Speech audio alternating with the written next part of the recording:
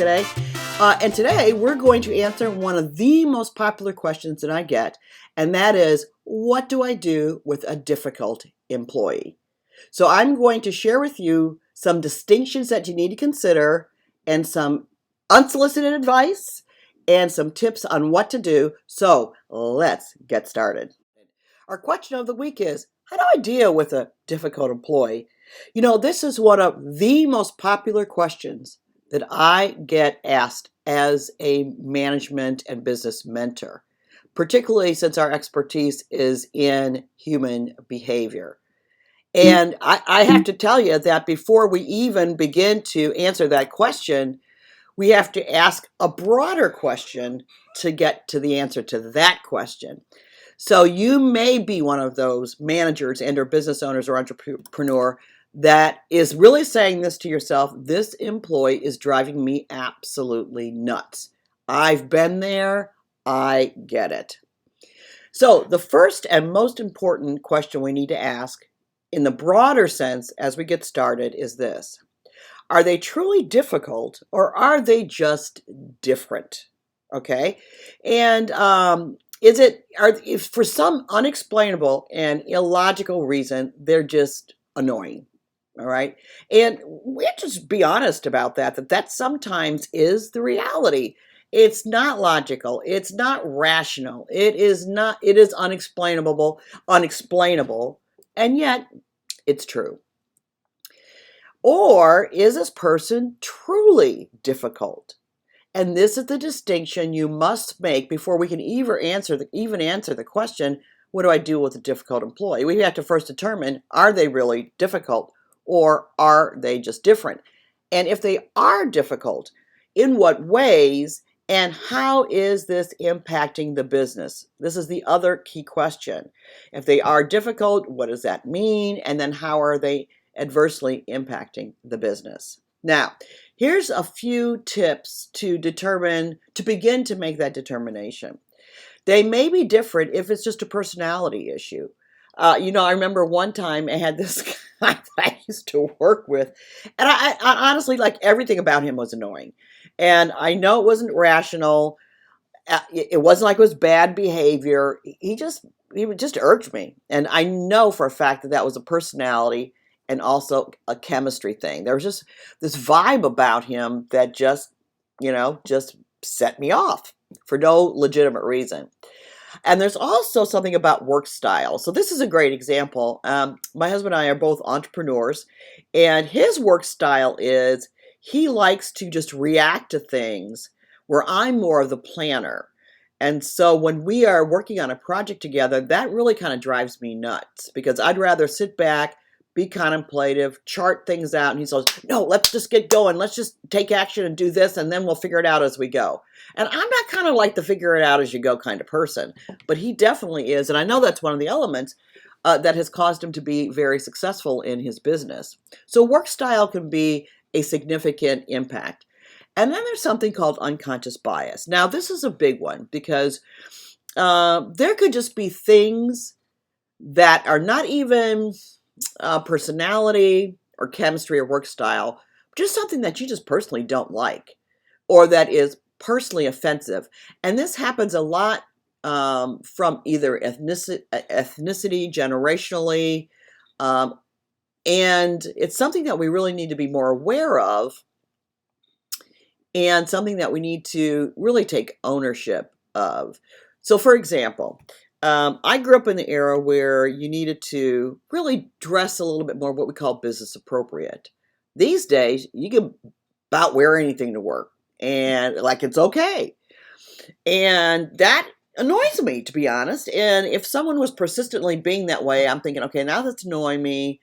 I might even label that or have a lens of bias about the person and see the things they do as difficult. And it's really all because I'm kind of annoyed and I don't like the way they dress, because they're part of the younger generation or something. So just a simple example. So you have to really watch.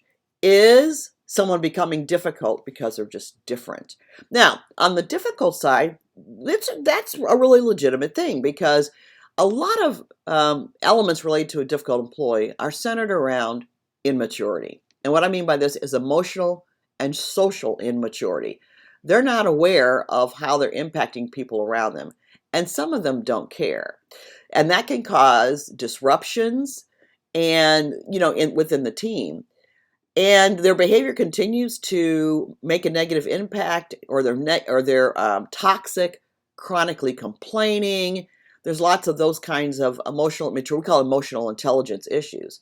There's also, too, folks that are just not healthy, where they may have addiction problems, they may have mental illness problems.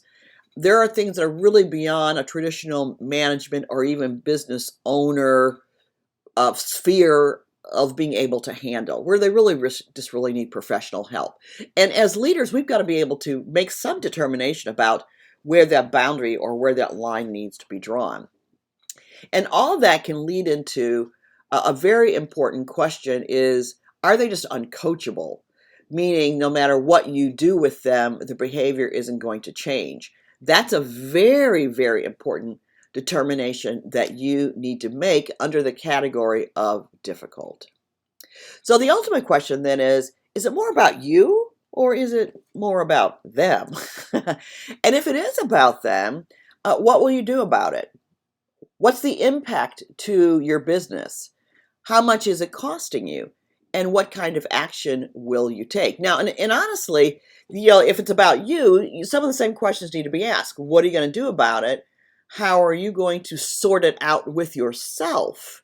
And how is that annoyance really impeding your ability to lead and manage your business?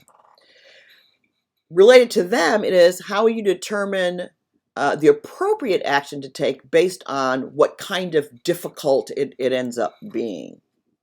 So I want to give you 3 pieces of advice related to this. Unsolicited, I know from you because you're not asking for it, but maybe you are because you're watching the video. But because of our insights into human behavior, we can give you this advice. Number 1 is if they truly are difficult, disruptive, unhealthy, don't delay acting. Every day you don't do something, you're allowing harm to your business, to fellow employees, and losing money. And I've even seen talent walk out the door because a leader or manager or business owner hasn't addressed unhealthy behavior issues. And the difficult employee ends up dominating the business or dominating the team, group, or business culture. And this is really of higher impact, particularly in small business atmospheres. And also, too, if you don't address it, it is more likely to get worse. Okay, advice number 2. Continuing to allow them to do or be whatever they are is sending an unintended message that it's okay. That, in fact, when you're allowing it, you're giving them permission to do it. And what's interesting is you're actually giving permission, inadvertently, to things that you actually don't want and don't like and that are irritating you. That doesn't even make sense. And then advice number 3 is continuing to allow it also impacts how others see you. You can start to garner a lack of trust and respect, and that can erode your personal and leadership credibility and also your authority. And that is really, really a slippery slope for managers and leaders and business owners. So here's 3 recommended action items. Number 1 is get clear. One of the best ways to get clear is to write down as thoroughly as you can exactly what is going on, how you're defining it in your head, exactly what are you labeling it and how is it bothering you. Number 2 is finalize the issue.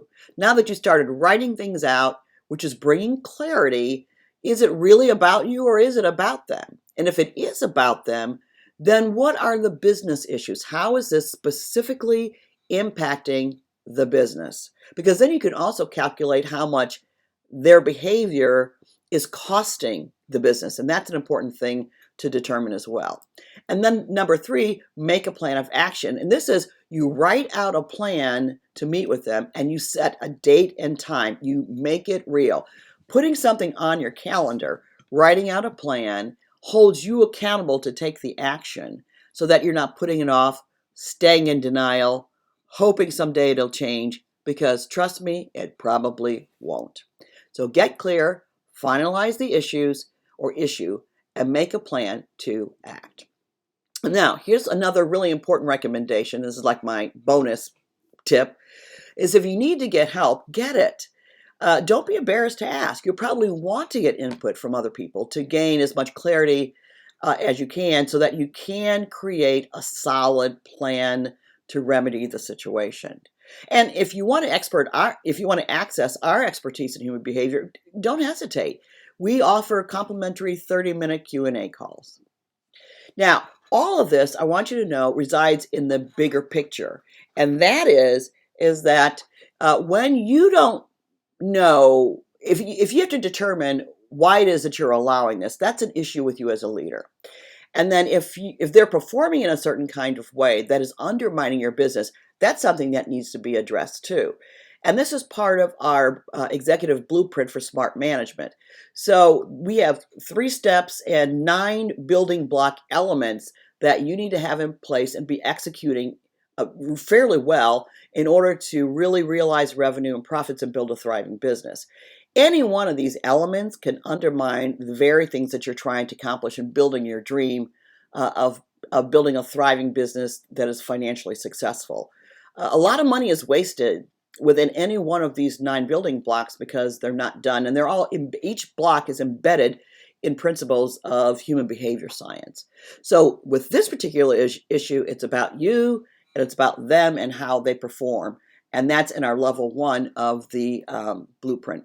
We call it Blueprint Management Mastery, actually. All right, so here's the thing. Again, please take action. One other action you can take is pass this on to someone who you feel could benefit from it. So take the action. If you need your own private coffee talk, we have our 30-minute customized Q&As. We get on a call, you ask me a bunch of questions. It's the quickest way to learn, gain confidence, to solve a problem, get unstuck, get unstruggled. Okay, I know it's not a real word, but okay. So that we can help you build the business of your dreams. That's what we're here for.